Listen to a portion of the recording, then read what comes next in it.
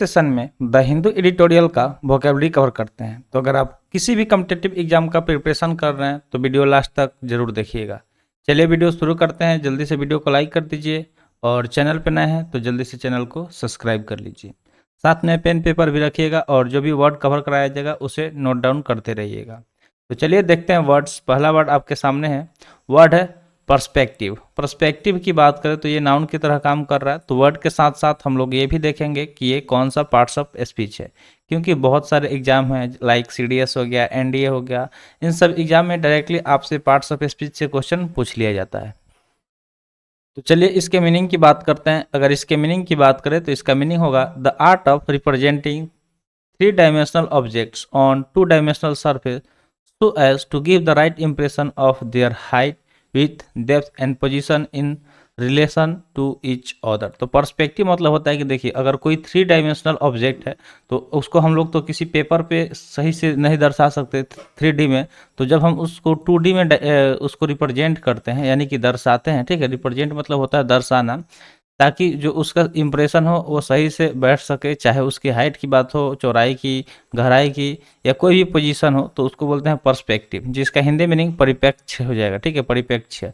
अगर इसके similar word की बात करें यानी कि ऐसे वर्ड जिसका सेम मीनिंग होता है तो जिसको सिनोनिम्स बोलते हैं, तो आउटलुक हो जाएगा, पोजीशन हो जाएगा, व्यू पॉइंट हो जाएगा या फिर स्टैंड पॉइंट हो जाएगा।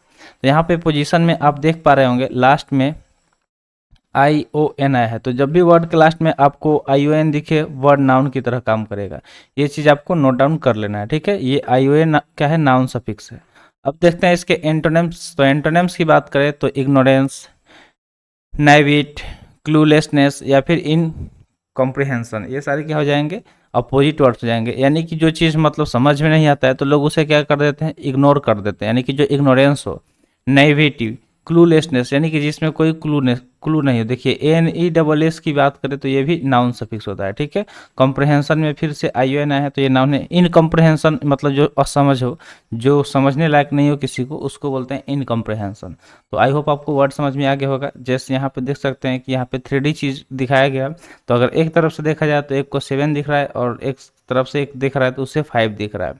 ये क्या है, इसको पर्सपेक्टिव बोलते हैं। यानी कि अपना अपना जो नज़रिया होता है ना, व्यू पॉइंट। जैसे मान लीजिए कि ये 9 लिखा हुआ है, ठीक है, ये 9 लिखा हुआ है, तो इधर से जो बंदा दिखता है इसको क्या दिखता है, 9 दिखता है, और इधर से जो दिखता है उसे 6 दिखता है। ठीक है, तो ये क्या है, अपना अपना व्यू पॉइंट है हर चीज़ को देखने का, पॉइंट ऑफ व्यू, जिसको हम लोग POV के नाम से जानते हैं, तो उसको पर्सपेक्टिव ही बोला जाता है। नेक्स्ट वर्ड की बात करें तो नेक्स्ट वर्ड है सिग्निफिकेंस। अगर इसके लास्ट में देखें तो NC आया है। जब भी वर्ड के लास्ट में NC आए वर्ड नाउन की तरह काम करता है।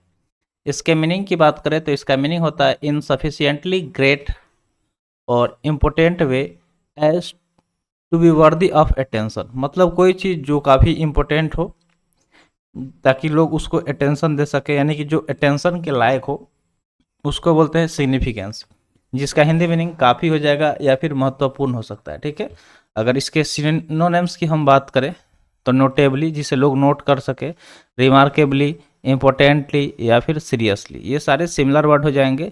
अगर हम इसके एंटोनिम्स की बात करें तो स्लाइटली हो जाएगा, डाउटफुली हो जाएगा, अपेरेंटली हो जाएगा या फिर सुपरफिशियली हो जाएगा। तो ये सब क्या हो जाएंगे, अपोजिट वर्ड हो जाएंगे सिग्निफिकेंस के। जैसे आप यहाँ पे देख सकते हैं कि जो ये बच्ची पढ़ाई कर रही है, तो इसको हम इस पिक्चर को कैसे रिलेट कर सकते हैं कि जो एजुकेशन है वो काफ़ी सिग्निफिकेंट रोल प्ले करता है हमारे लाइफ में। तो इस तरह आप इसको रिलेट कर सकते हैं। थर्ड वर्ड दिया गया है इम्पोज्ड, जो कि वर्ब की तरह काम कर रहा है, जिसका मीनिंग होता है to make a law, rule, opinion etcetera to be accepted by using your power और अथॉरिटी। यानी कि मान लीजिए कि अगर आपको पावर दे दिया जा रहा है, आपके पास कोई अधिकार है, तो आप उसका यूज करके जो रूल बना रहे हैं, नया नियम बना रहे हैं, या कोई आप ओपिनियन रख रहे हैं ताकि लोग उसे एक्सेप्ट करें, डेट इज़ इम्पोज्ड, उसको हम लोग इम्पोज्ड बोलेंगे। अगर इसके हिंदी मीनिंग की बात करें तो आरोपित करना हो जाएगा, यानी कि कोई नए नियम को लागू कर देना, आरोपित कर देना। सिनोनिम्स की अगर हम बात करें तो फोइस्ट, फोर्स, थ्रस्ट या फिर इन्फ्लिक्ट हो जाएगा। अगर अपोजिट वर्ड्स की बात करें एंटोनिम्स तो डिसऑर्डर हो जाएगा, डिस्प्लेस हो जाएगा, फोर्ज हो जाएगा या फिर ओवरलुक हो जाएगा। ये सारे क्या हो जाएंगे, अपोजिट वर्ड हो जाएंगे। अगले वर्ड की बात करें तो अगला वर्ड है कंप्राइजिंग। कंप्राइजिंग यहाँ पे वर्ब की तरह काम कर रहा है, जिसका मीनिंग होता है बी मेड अप ऑफ, मान लीजिए कि कोई चीज़ अगर बन रहा है तो उसको बनाने में बहुत सारे चीज़ शामिल होता है, ठीक है। सपोज एक टी का एग्जाम्पल ले लेते हैं, चाय। तो चाय बनाने में बहुत चीज़ें लगती है, एक तो मिल्क लगता है, ठीक है, मिल्क लगेगा, उसके बाद से शुगर लगेगा, उसके बाद टी लीव्स लगेगा। तो ये सारे क्या हो गए, ये सारे क्या हो गए, इस कंप्राइज होके एक टी का निर्माण कर रहे हैं, एक चाय बनाते हैं। तो इसको बोलेंगे शामिल। इसका हिंदी में नहीं किया जाएगा शामिल, यानी कि जो जो चीज़ किसी चीज़ को बनाने में लग रहा है, डेट इज कंप्राइजिंग। सिनोनिम्स की अगर हम बात करें तो कंपोज, कंस्टिट्यूट, कंटेन या फिर कवर। तो एक चाय क्या क्या कंटेन करता है, तो उसमें दूध का मात्रा होता है, शुगर का मात्रा होता है और चाय पत्ती की मात्रा होता है। तो सिनोनिम्स क्या हो गया, कंपोज, कंस्टिट्यूट, कंटेन या फिर कवर। अब अपोजिट वर्ड देखते हैं तो अबेंडन हो जाएगा, डिस्ट्रॉय, एक्सक्लूड या फिर नेग्लेक्ट हो जाएगा। ये सारे अपोजिट वर्ड्स हो जाएंगे।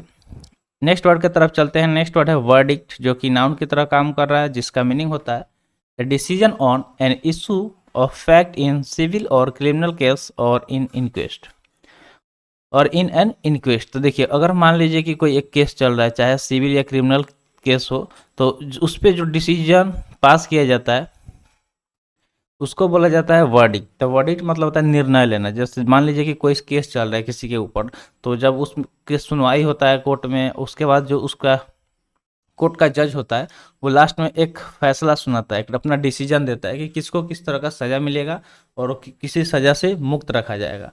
तो वो जो डिसीजन होता है उसको ही वर्डिक्ट बोला जाता है, जिसका हिंदी मीनिंग निर्णय होता है। क्या होता है, निर्णय।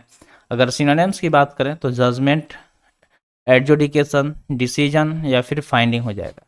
तो जजमेंट मतलब समझ गए, निर्णय लेना जज करके, और एडजुडिकेशन मतलब भी क्या होता है, निर्णय अपना लेना, डिसीजन मतलब बताना जो भी आप डिसाइड करना है, और फाइंडिंग मतलब उसमें पता करना कि कौन गिल्टी है कौन गिल्टी नहीं है।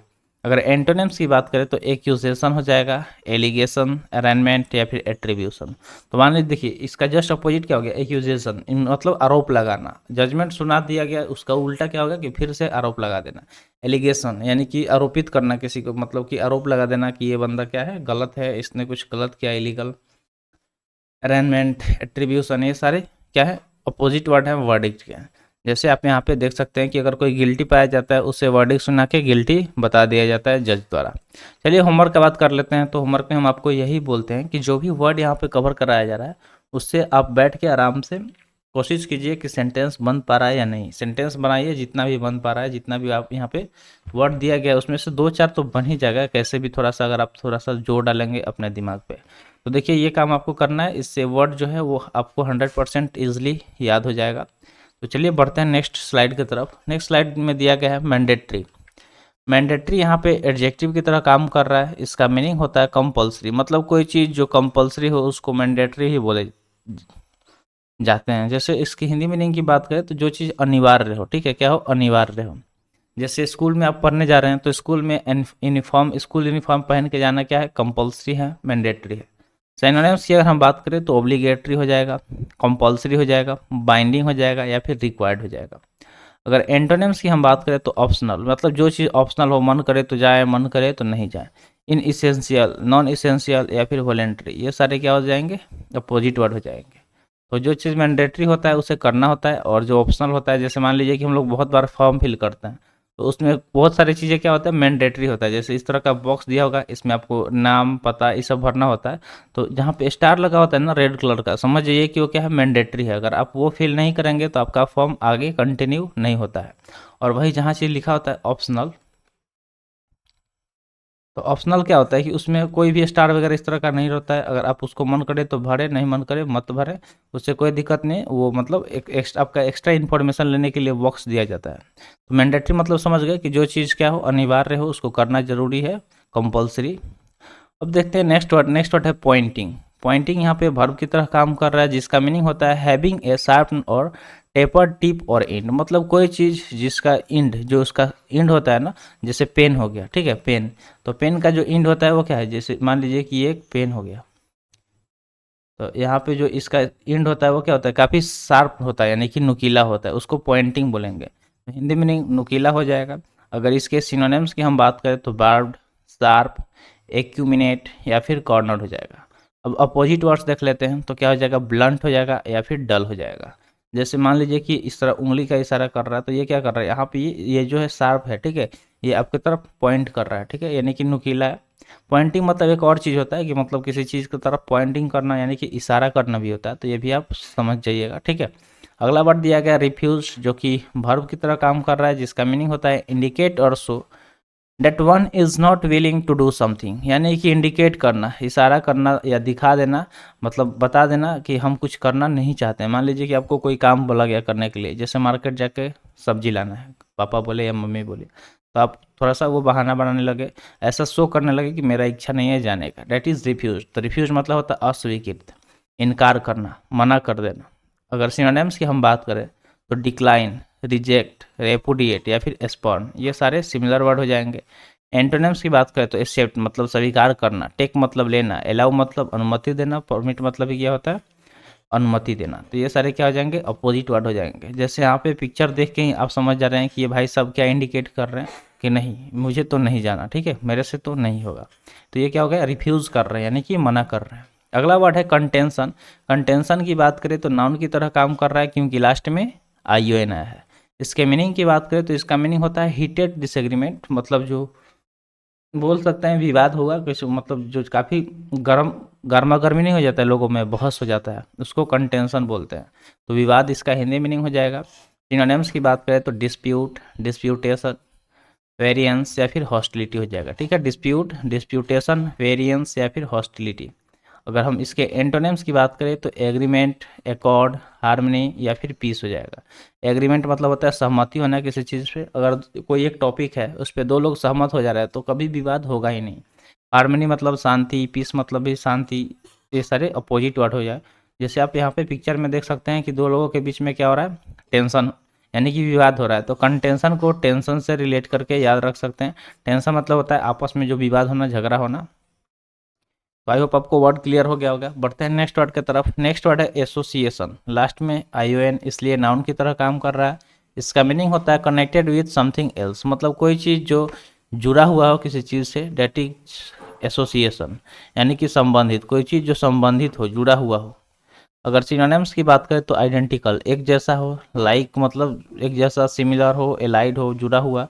अगर एंटोनिम्स की बात करें तो डिफरेंट, यानी कि अलग अलग हो, दोनों में अंतर हो, डिसिमिलर हो, अनलाइक हो, डिस्टिंक्ट हो, यानी कि दोनों में कोई भेदभाव हो, डेट इज क्या हो जाएगा, एंटोनिम्स। तो जैसे आप यहाँ पे देख सकते हैं कि यहाँ पे जो भी मेंबर्स हैं क्या हैं, एक दूसरे से कनेक्टेड हैं, यानी कि एसोसिएट हैं, जुड़े हुए हैं। तो आई होप आपको वर्ड समझ में आ गया होगा। तो आज के लिए इतना ही, आज का सेशन यहीं पे समाप्त हुआ। सेशन कैसा लगा कमेंट सेशन में ज़रूर बताइएगा। तो मिलते हैं फिर अगले वीडियो में। Thanks for watching. जय हिंद।